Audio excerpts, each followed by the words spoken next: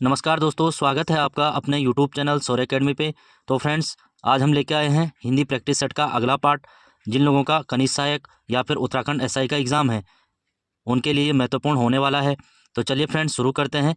जिन्होंने अभी तक सब्सक्राइब नहीं किया है वो कर लीजिए, और जिन्होंने इससे पहले की क्लास नहीं देखी है प्लेलिस्ट में जाकर देख सकते हैं। आज का फर्स्ट क्वेश्चन है, मुझे तोड़ देना वनमाली उस पथ पर देना तुम फेंक, मातृभूमि पर शीश चढ़ाने जिस पथ जावे वीर अनेक। देखिए फ्रेंड, इसके बारे में कहा गया है कि उक्त पंक्तियाँ किसके द्वारा लिखी गई है। हिंदी की बहुत फेमस कविता है ना, आपने पढ़ी भी होगी स्कूल टाइम पे। तो फ्रेंड्स, इसके बारे में हम बात करेंगे। हिंदी की एक रचना है पुष्प की अभिलाषा। पुष्प की अभिलाषा हिंदी की एक कविता है, उससे ये पंक्तियाँ ली गई हैं। और ये किसने लिखी हैं? तो ऑप्शन सी सही उत्तर हो जाएगा, माखनलाल चतुर्वेदी। इसका राइट आंसर हो जाएगा। देखिए फ्रेंड, अगर हम माखनलाल चतुर्वेदी के बारे में बात करें तो ये हिंदी साहित्य के पहले कवि हैं जिन्हें साहित्य अकेडमी पुरस्कार से सम्मानित किया गया। तो इनकी एक रचना है हिम तरंगिणी। हिम तरंगिणी, इस रचना के लिए इन्हें 1955 में साहित्य अकेडमी पुरस्कार प्रदान किया गया। ये भी आपको याद रखना है। इनकी अन्य रचनाओं की बात करें तो हिम किरीटनी एक रचना है, हिम किरीटनी। ये तो हिम तरंगिणी है, ये है हिम किरीटनी, ये भी इन्हीं की है। साथ ही साथ कैदी और कोकिला, कैदी और कोकिला ये भी माखनलाल चतुर्वेदी जी की हैं। अगर हम बात करें सुमित्रानंदन पंत, तो इनकी एक दो रचनाएं हैं, जैसे पल्लव है ना, गुंजन है, चिदम्बरा। चिदम्बरा, पहला ज्ञानपीठ पुरस्कार इन्हीं को दिया गया हिंदी का, तो चिदम्बरा के लिए दिया गया। अगर हम बात करें जयशंकर प्रसाद, तो जयशंकर प्रसाद की है कामायनी। कामायनी हो गया, आंसू हो गया, लहर हो गया, है ना। झरना, जो छायावाद की इनकी पहली कविता है, झरना कब आई थी? 1918 में आई थी। तो झरना भी किसकी है? जयशंकर प्रसाद की है। अगर हम बात करें मैथिली शरण गुप्त, तो इनकी कौन सी रचनाएं हैं? एक तो साकेत है, साकेत जो एग्जाम में बार बार पूछी जाती है, और इनको कहते हैं भारत भारती, क्योंकि इनकी एक रचना है भारत भारती। भारत भारती इन्हीं की रचना है। इनको राष्ट्रकवि के नाम से भी जाना जाता है, मैथिली शरण गुप्त को, है ना। तो ये 3-4 पॉइंट हैं, ये याद रखने हैं। नेक्स्ट है सुमेलित कीजिए। तो एक साइड शब्दावली दी गई है, दूसरी साइड स्पष्ट अर्थ है, यानी कि उनका अर्थ बताना है। पहला है प्रतिपाद्य। देखिए फ्रेंड, प्रतिपाद्य क्या होता है? किसी भी चीज़ का मूल विषय, यानी कि जहाँ से वो पैदा हुआ है तो उसका मूल विषय क्या है, तो वही क्या है? प्रतिपाद्य है। तो ए का हो जाएगा मूल विषय। अगला है परिपूरक। तो परिपूरक किसके लिए यूज होता है? तो किसी भी शब्द के साथ जुड़कर उसे पूरा करना, इसका हो जाएगा 3। अगला है प्रत्यय। प्रत्यय हम पढ़ते भी आते हैं कि शब्द के अंत में जो जुड़ते हैं, तो संबंध स्थापन के लिए शब्द में जोड़े जाने वाले तत्व, यही क्या कहलाते हैं? प्रत्यय कहलाते हैं, है ना। जैसे एक शब्द है रसायन। रसायन, इसमें हमने इक जोड़ा है, इक, तो अब क्या बनाइए? रासायनिक। रासायनिक, तो यही क्या है? लास्ट वाला प्रत्यय है। इसी को क्या कहते हैं? संबंध स्थापन के लिए शब्द जो जोड़े जाते हैं, वही तत्व क्या है? प्रत्यय है। अगला है प्रतिपादक। तो प्रतिपादक हमेशा मूल शब्द को कहते हैं, है ना, जहाँ से उत्पत्ति हुई है। डी का हो जाएगा 4। तो यानी कि इसका राइट आंसर हो जाएगा 1, 3, 2 और 4, ऑप्शन ए सही उत्तर हो जाएगा। नेक्स्ट क्वेश्चन है, निम्नलिखित में से गुणवाचक विशेषण का कौन सा युग्म सही है? इसमें हमने गुणवाचक विशेषण पहचानने हैं। तो इसमें पहला ऑप्शन पढ़ेंगे, गोल, सूखा, हंसी और सुडौल। देखिए फ्रेंड, इसमें हंसी क्या है? हंसी एक क्रिया है, या फिर हंसी भाववाचक संज्ञा है। हंसना की भाववाचक संज्ञा क्या है? हंसी है, तो ये संज्ञा हो जाएगा, तो ये गलत हो जाएगा। अगला है सूखा, दुबला, सोना और भला। देखिए फ्रेंड, जो सोना है ये क्या है? द्रव्यवाचक संज्ञा है, या फिर अगर नींद से लें तो ये क्रिया है ना, क्रिया है, तो ये गलत हो जाएगा। अगला है गिरोह, बुढ़ापा, लाल और गोल। तो इसमें बुढ़ापा क्या है? बुढ़ापा भाववाचक संज्ञा है ना, भाववाचक संज्ञा।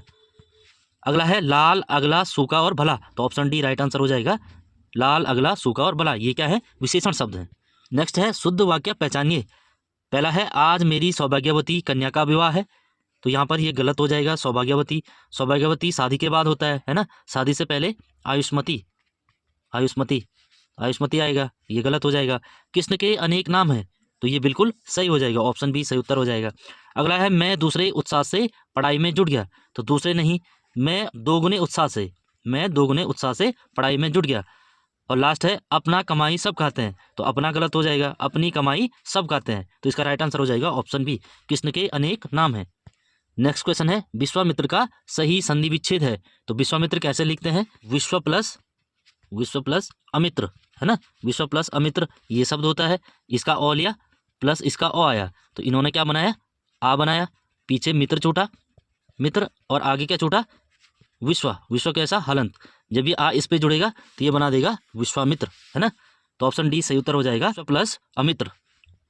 नेक्स्ट क्वेश्चन है, विलोम की दृष्टि से गलत युग्म है, यानी कि हमको ऐसा जोड़ा पहचानना है जो विलोम की दृष्टि से गलत है। तो इसमें पहला ऑप्शन है गुण दोष, तो गुण का अपोजिट दोष होता है, बिल्कुल सही है। सन्यासी, तो सन्यासी ऐसे लिखते हैं, बिंदी आएगी इसमें। सन्यासी ग्रस्त, ये भी सही है। तीसरा है राग अनुराग, तो ये गलत हो जाएगा। अगला है मूक वाचाल, मूक यानी कि जो कम बोलता है ना, बिल्कुल नाम मात्र का बोलता है। वाचाल जो बहुत बोलता है, तो इसका अपोजिट ये सही हो जाएगा। तो इसका राइट आंसर हो जाएगा ऑप्शन सी, राग अनुराग। राग का अनुराग नहीं होता है, राग का होता है विराग, ये भी आपको ध्यान रखना है, राग का विराग। तो ऑप्शन सी सही उत्तर हो जाएगा। नेक्स्ट क्वेश्चन है पश्चिमी हिंदी के अंतर्गत कौन सी बोली नहीं है। देखिए फ्रेंड, अगर हम हिंदी भाषा की बात करें तो हिंदी भाषा के अंतर्गत 5 उपभाषाएं हैं, 5 उपभाषाएं हैं, जिसमें से एक है पश्चिमी हिंदी।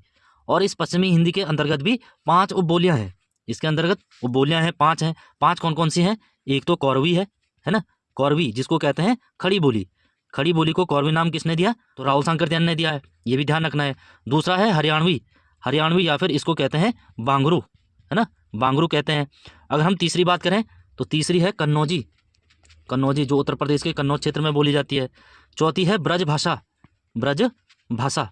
और पांचवी है बुंदेली। तो ये 5 किसके अंतर्गत हैं? तो पश्चिमी हिंदी के अंतर्गत हैं। तो कौन सी नहीं है? तो मराठी नहीं है। तो ऑप्शन सी सही उत्तर हो जाएगा, मराठी। नेक्स्ट है अनुच्छेद 348 डैश डैश से संबंधित है। देखिए फ्रेंड, अगर हम हिंदी की बात करें तो हिंदी भाषा के संबंध में जो आर्टिकल हैं, जो अनुच्छेद हैं, 343 से लेकर 51 के मध्य है ना। इसमें से एक अनुच्छेद है 348, इसमें किसका उल्लेख किया गया है? ऑप्शन ए सही उत्तर हो जाएगा, न्यायालय में प्रयुक्त भाषा। अगर हम बात करें संसद में प्रयुक्त भाषा, तो ये कौन से आर्टिकल में है? तो 120 के तहत संसद में प्रयुक्त होने वाली जो भाषा है उसका उल्लेख किया गया है। अगर हम बात करें राज्य विधानसभा में प्रयुक्त भाषा, तो आर्टिकल 210 में, है ना, आर्टिकल 210 में क्या है? राज्य विधानसभा में प्रयुक्त होने वाली भाषा। तो दोनों ध्यान रखने हैं, संसद में 120, राज्य विधानसभा में प्रयुक्त भाषा तो 210। जबकि न्यायालय में प्रयुक्त भाषा का उल्लेख किसमें है? आर्टिकल 348 में। अगर हम बात करें राजभाषा हिंदी है, तो राजभाषा हिंदी 343 में है ना, कि भारत की राजभाषा क्या है? हिंदी है, ना कि राष्ट्रभाषा। जो हिंदी है वो भारत की राजभाषा है, राष्ट्रभाषा नहीं है। भारत के अपने स्तर पर कोई भी राष्ट्रभाषा नहीं है, ये ध्यान रखना है। प्रश्न आया हिंदी क्या है, तो हिंदी एक राजभाषा है, ना कि राष्ट्रभाषा। नेक्स्ट क्वेश्चन है वे पत्र जो किसी सरकारी कर्मचारी द्वारा किसी अन्य अधिकारी या कर्मचारी को किसी विशेष राजकीय कार्य को करने या जानकारी देने हेतु लिखे जाते हैं, क्या कहलाते हैं? देखिए फ्रेंड, हिंदी में पत्रकारिता से संबंधित क्वेश्चन आते हैं, चाहे लोक सेवा आयोग हो, चाहे UKSSC हो, हमेशा से ही ये क्वेश्चन बनते आ रहे हैं और आगे भी बनेंगे। अगर हम पत्रकारिता के बारे में बात करें तो पत्र मुख्यतः 4 प्रकार के होते हैं, है ना। सामान्य तौर पत्र 4 प्रकार के होते हैं। 4 कौन कौन से होते हैं? एक तो होता है व्यक्तिगत या फिर पारिवारिक, जिसको हम अपने सगे संबंधियों को लिखते हैं, व्यक्तिगत या पारिवारिक, जिसको कहते हैं अनऑफिशियल लेटर, अनऑफिशियल यानी कि अनौपचारिक लेटर, है ना, तो इसमें ये आता है। दूसरा होता है ऑफिशियल लेटर, ऑफिशियल लेटर, जिसको हम कहते हैं कार्यालयी पत्र या फिर राजकीय पत्र या फिर शासकीय पत्र, सब एक ही के नाम है। अगर हम तीसरे की बात करें, तीसरा होता है व्यावसायिक पत्र, जो व्यवसाय के लिए लिखा जाता है, व्यावसायिक पत्र। और चौथा होता है विविध पत्र, है ना, विविध पत्र।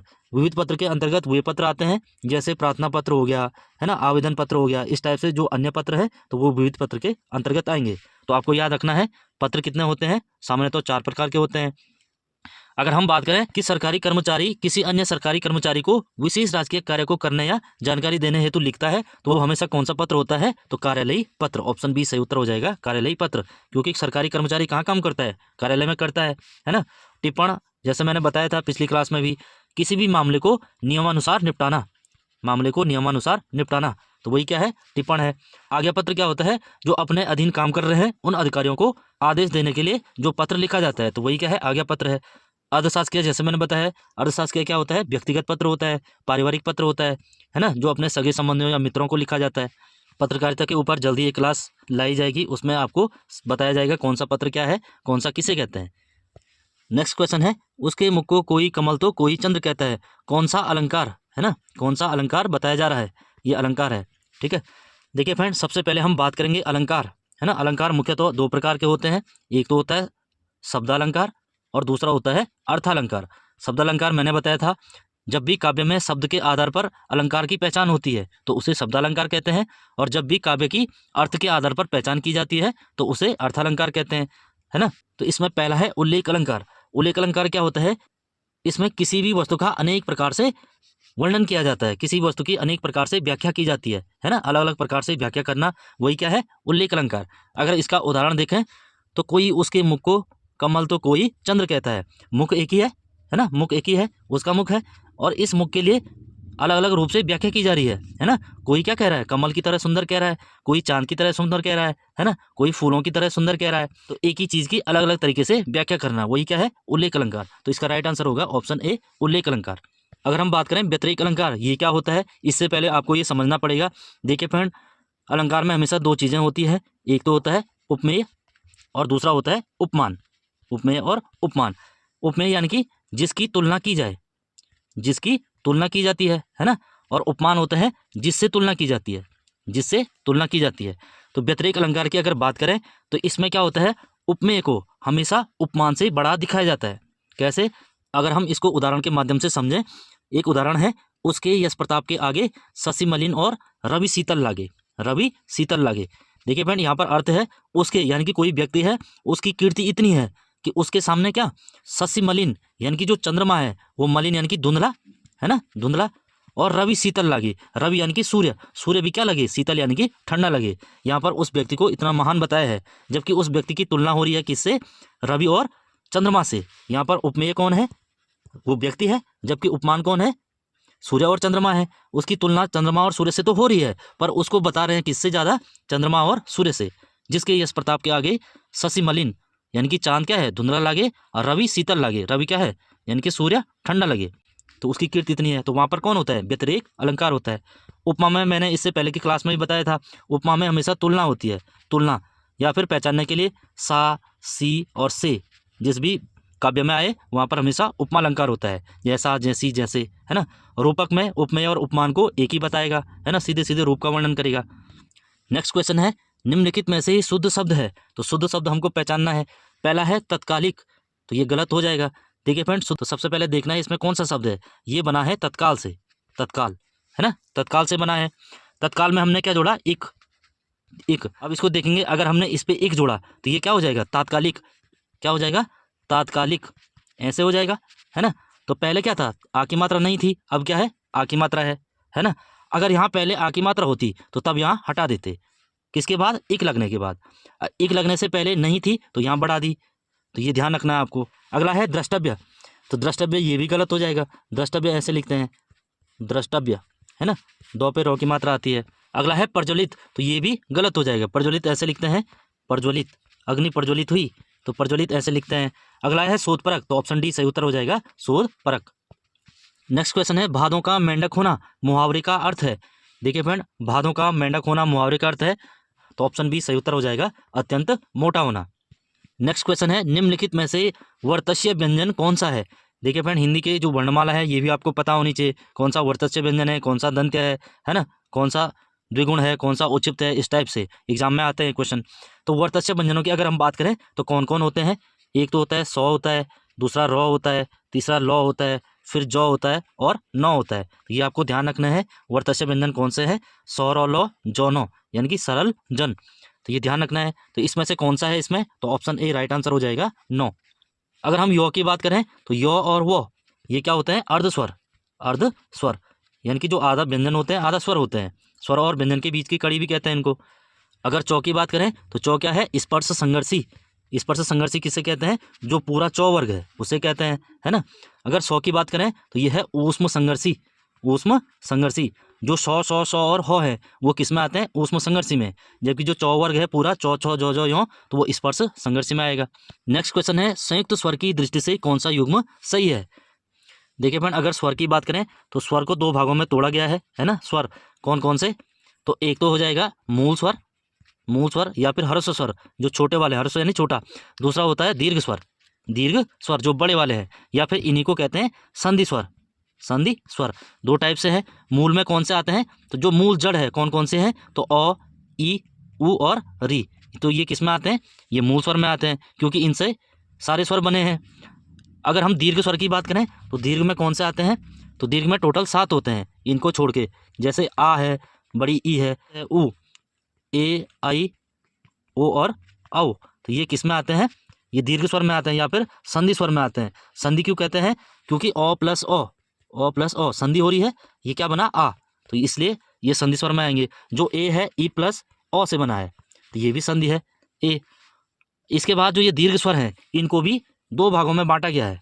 एक तो है मूल दीर्घ स्वर, मूल दीर्घ स्वर, या फिर इनको कहते हैं सजातीय स्वर, सजातीय स्वर। दूसरा है संयुक्त स्वर, संयुक्त स्वर, या फिर विजातीय स्वर, विजातीय स्वर। ये भी ध्यान रखना है। अगर हम मूल दीर्घ स्वर की बात करें तो इसमें कौन कौन से हैं? सजातीय, सजातीय यानी सेम जाति से जो बना है। कौन बना है? जैसे आ बना है, ओ प्लस ओ से बना है। दूसरा क्या है? ई है, ये ई प्लस ई से बना है। तीसरा क्या है? ऊ है, तो ये किससे बना है? ओ प्लस ऊ से बना है ना। तो ये क्या है? सजातीय स्वर है या फिर मूल दीर्घ स्वर है। बाकी जो छूटे वो संयुक्त स्वर में आएंगे। कौन कौन छूटे? एक तो छोटा है ए, दूसरा छोटा है आई, तीसरा छोटा है ओ और चौथा आओ। टोटल तो ये 7 हैं। हमने बताया था दीर्घ स्वर में हमेशा 7 आते हैं, तो उसको भी दो भागों में, मूल दीर्घ और संयुक्त स्वर, संयुक्त या फिर विजातीय स्वर। विजातीय स्वर इसलिए कहते हैं क्योंकि अलग अलग जाति से बने हैं। जैसे ए किससे बना है? ई प्लस ओ से, ई प्लस ओ से, तो ये अलग अलग जाति है, ये अलग है, ये अलग है। ऐसे ही आई बना है ना। ऐसे ही ओ बना है, ओ किससे बना है? ऊ प्लस ओ से, तो ये अलग अलग से बने हैं, इसलिए विजातीय या फिर संयुक्त, ये संयुक्त कहते हैं इनको, है ना। तो ये भी आपको ध्यान रखना है। तो अब आ जाते हैं क्वेश्चन पे। क्वेश्चन में क्या पूछ रहा है? संयुक्त स्वर की दृष्टि से कौन सा युग्म सही है? तो संयुक्त स्वर क्या बताइए? तो ए आई ओ जो विजातीय हैं, विजातीय है ना, विजातीय अलग अलग जाति से बने हैं। जैसे ए है ओ प्लस ई से बना है ना। ओ है ओ प्लस ओ से बना है, तो इस टाइप से जो विजातीय हैं, तो ऑप्शन डी राइट आंसर हो जाएगा। नेक्स्ट क्वेश्चन है सुमेलित कीजिए। तो सुमेलित करना है। रातिब्याण, रातिब्याण किसे कहते हैं? जो सुबह सुबह का समय होता है ना, जब रात समाप्त होने वाली होती है, तो इसके लिए रात खुल गई, तो पहला एक का सही है ना। कल्यार, कल्यार किसे कहते हैं? सुबह जब नाश्ते में जब रोटी खाने का समय होता है ना, तो उसी को कल्यार कहते हैं, तो इसका 3 हो जाएगा। अगला है रुमक, रुमक है ये आधा मौको। रुमक किसे कहते हैं? तो ये कहते हैं सूर्य छिपने के बाद का जो समय होता है उसको कहते हैं रुमक, है ना, रुमक। अगला है दोपहर, तो दोपहर किसे कहते हैं? जो दोपहर का समय है, यानी कि इसका आंसर क्या होगा? 1, 3, 2 और 4, 1, 3, 2, 4, तो option B is the right answer, 1, 3, 2, 4। Next question है लोक संस्कृति के विविध आयाम पुस्तक के लेखक हैं। देखिए फ्रेंड, इस टाइप से जो यूकेटर पॉलिसी है खासकर, वो इस टाइप से क्वेश्चन पूछ रहा है, नई नई किताबें पूछ रहा है। तो जब भी मैं टेस्ट सीरीज में ये क्वेश्चन करा रहा हूँ, आप इनको नोट करते हुए चलिएगा। तो लोक संस्कृति एवं विविध आयाम, इस पुस्तक के लेखक कौन है? तो ऑप्शन ए सही उत्तर हो जाएगा, देव सिंह पोखरिया। अगर हम बात करें देव सिंह पोखरिया, इनकी एक किताब और है जो आपको याद रखनी है, कुमाऊनी लोक साहित्य एवं कुमाऊनी साहित्य, कुमाऊनी लोक साहित्य एवं कुमाऊनी साहित्य। तो ये भी आपको याद रखना है, किसकी है? तो ये भी देव सिंह पोखरिया की है। अगर हम बात करें गोपाल दत्त भट्ट, तो इनकी एक रचना है फिर आल फागुन, फिर आल फागुन, फागुन का जो महीना होता है ना, वो फिर आएगा, तो फिर आल फागुन किसकी है? गोपाल दत्त भट्ट की है। अगर हम बात करें गोविंद चातक, तो इनकी एक रचना है भारतीय लोक संस्कृति का संदर्भ, भारतीय लोक संस्कृति का संदर्भ, का संदर्भ। तो ये आपको याद रखना है, किसकी पुस्तक है? तो गोविंद चातक की है। अगला हम बात करें त्रिलोचन पांडे, तो ये हिंदी के बहुत महान व्यक्ति हुए हैं, है ना, खासकर कुमाऊनी जो साहित्य है, तो इनकी एक रचना है कुमाऊनी भाषा और उसका साहित्य, कुमाऊनी भाषा और उसका साहित्य। तो ये भी ध्यान रखना है, किसकी है? त्रिलोचन पांडे की है। नेक्स्ट क्वेश्चन है स्वतंत्र सत्ता धारण करने वाले शब्द क्या कहलाते हैं? देखिए फ्रेंड, अगर हम शब्दों की बात करें तो रचना के आधार पर जो शब्द हैं उनको 3 भागों में बांटा गया है। इससे पिछली क्लास में भी बताया था मैंने। एक तो होता है रूढ़ शब्द, दूसरा होता है यौगिक शब्द, और तीसरा होता है योग रूढ़ शब्द। जो शब्द स्वतंत्र सत्ता धारण करते हैं, यानी कि जिन शब्दों को अन्य शब्दों की जरूरत नहीं है ना, खुद में पूर्ण है, तो वो क्या कहलाते हैं? रूढ़ शब्द। यदि इन शब्दों को तोड़ें तो इनका कोई भी अर्थ नहीं रह जाएगा, है ना। जैसे एक शब्द है आज, तो आज क्या है? आज अपने आप में एक पूर्ण शब्द है। तो अगर हम इसमें आ और जो इसको अलग करें तो इनका अर्थ खत्म हो जाएगा, इस शब्द का अर्थ खत्म हो जाएगा। तो अपने आप में जो पूर्ण होते हैं उन्हें क्या कहते हैं? रूढ़ शब्द कहते हैं। तो वही वो पूछ रहा है, स्वतंत्र सत्ता धारण करने वाले शब्द, तो रूढ़ शब्द, ऑप्शन ए सही उत्तर हो जाएगा। अगर हम बात करें यौगिक शब्द, यौगिक क्या होते हैं? 2 रूढ़ शब्दों से मिलकर जो बने शब्द होते हैं। जैसे एक शब्द हमने कहा आज और दूसरा रूढ़ शब्द हमने कहा कल, ये अपने आप में पूर्ण है। अलग अलग देखें तो अपने आप में पूर्ण है। इनको हमने जोड़ा आजकल, आजकल, तब क्या बना? एक नया शब्द बना आजकल। तो ये कौन सा शब्द हो जाएगा? ये यौगिक शब्द हो जाएगा, है ना, 2 रूढ़ शब्दों से मिलकर। अगला है योग रूढ़ शब्द। योग रूढ़ शब्द क्या होते हैं? वे शब्द जो अपने आप के अर्थ में न होकर तीसरा अर्थ हमें प्रदान करते हैं। जैसे हमने कहा गजानन, गजानन, तो गजानन बोल के क्या आ रहा दिमाग में? यानी कि गणेश, है ना। गज का आनंद जिसका है, यानी कि गज का हाथी का सर जिसका है, तो गणेश, है ना। हमने कहा दशानन, दशानन मारा गया, तो दिमाग में आएगा रावण मारा गया। तो तीसरा अर्थ जो देंगे तो वो योग रूढ़ शब्द होते हैं। ये भी आपको याद रखना है। नेक्स्ट क्वेश्चन है हिंदी हिंदू हिंदुस्तान का नारा किसने दिया। देखिए फ्रेंड, अगर हम बात करें हिंदी हिंदू हिंदुस्तान तो ये नारा किसके द्वारा दिया गया, तो ऑप्शन ए राइट आंसर हो जाएगा, प्रताप नारायण मिश्र। देखिए फ्रेंड, अगर हम बात करें राजा शिव प्रसाद, इनको कहा जाता है सितार ए हिंद, इनका उपनाम है सितार ए हिंद, है ना।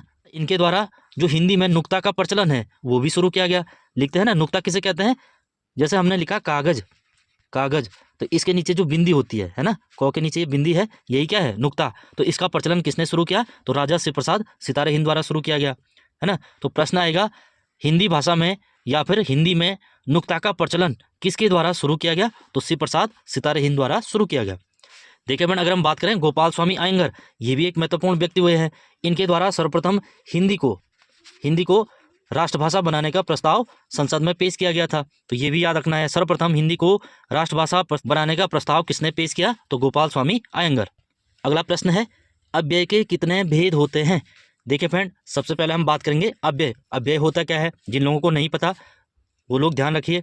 अव्यय किसे कहते हैं, तो ऐसे शब्द जिनको हम ज्यों का त्यों लिखते हैं, ज्यों का त्यों यानी कि जैसे हैं वैसे ही लिखते हैं, वही क्या है, अव्यय है। या फिर इन्हीं को क्या कहते हैं, अविकारी शब्द। अविकारी शब्द और अव्यय एक ही होते हैं, जिनको हम परिवर्तन करके नहीं लिख सकते हैं, जो जैसे हैं वैसे ही लिखे जाते हैं। जैसे हमने एक शब्द लिखा आज, है ना, आज, या फिर एक लिखा हमने और, या फिर हमने लिखा किंतु, ये क्या है, अव्यय है। या फिर ऐसे शब्द हैं जो जैसे है वैसे ही लिखे जाएंगे, है ना। आज को हम आज ही लिख सकते हैं, या फिर और को हम और ही लिख सकते हैं। जैसे हमने लिखा एक शब्द है विद्यार्थी, ये अव्यय क्यों नहीं है, क्योंकि इसको हम दूसरे तरीके से लिख सकते हैं। इसको हम लिख सकते हैं विद्यार्थियों, या फिर बच्चे को हम लिख सकते हैं बच्चों, या फिर बच्चा, है ना, अलग तरीके से लिख सकते हैं। आज को हम आज ही लिख सकते हैं, और को और ही लिख सकते हैं, किंतु को किंतु ही लिख सकते हैं। तो ये आपको ध्यान रखना है। अव्यय शब्द क्या होते हैं, वे शब्द जिनको हिंदी व्याकरण में ज्यों का त्यों लिखा जाता है, या जैसे हैं वैसे ही लिखा जाता है, इनका कोई परिवर्तित रूप नहीं है, ये भी ध्यान रखना है। अगर हम इनके पार्ट के बारे में बात करें तो ये 4 प्रकार के होते हैं, है ना। 4 कौन कौन से, एक तो है क्रिया विशेषण अव्यय, जो क्रिया की विशेषता बताते हैं। दूसरा होता है संबंध बोधक अव्यय, है ना। तीसरा होता है समुच्चय बोधक अव्यय, और चौथा होता है विस्मयादि बोधक अव्यय। ये भी ध्यान रखना है, विस्मयादि बोधक अव्यय। तो कौन कौन से हैं, क्रिया विशेषण अव्यय, संबंध बोधक अव्यय, समुच्चय बोधक अव्यय और विस्मयादि बोधक अव्यय। तो कितने होते हैं, 4 होते हैं। Option B is a right answer 4। Next question है गरुड़ का पर्यायवाची शब्द नहीं है। तो गरुड़ का पर्यायवाची शब्द कौन सा नहीं है, इसमें देखना है। पहला है सुपर्ण का अर्थ होता है सोने के पंखों वाला, तो पुराणों में गरुड़ को सुपर्ण कहा गया है, तो ऑप्शन ए सही है। अगला है विषमुख, तो विषमुख भी है क्योंकि ये सांप को खाता है ना, सांप को खाने वाला या विष को खाने वाला, तो वो कौन सा है, गरुड़ है, तो ये भी सही है। तीसरा है खगेश, खग क्या होता है, परिंदा या पक्षी प्लस ईस, है ना, प्लस ईस, यही होता है खगेश। ईस यानी कि ईश्वर, परिंदों का या फिर पक्षियों का ईश्वर, उसे क्या कहते हैं, गरुड़ कहते हैं, तो ये भी सही है। सारमेय, तो सारमेय गलत हो जाएगा क्योंकि ये सारमेय किसका होता है, कुत्ते का होता है, कुत्ता। सारमेय हो गया, स्वान हो गया, है ना, सुनक हो गया, सुनक, तो ये सारे किसके हैं, कुत्ते के हैं। अगर गरुड़ की अन्य पर्यायवाची की बात करें तो पन्नगारी, है ना, उर्गारी, तो पन्नगारी यानी कि जो पन्नग है, पन्नग किसका होता है, सांप का, पन्नग प्लस अरि, तो अरि का अर्थ होता है शत्रु, तो सांप का जो शत्रु है वो कौन है, गरुड़ है, इसलिए गरुड़ को पन्नगारी कहा गया है।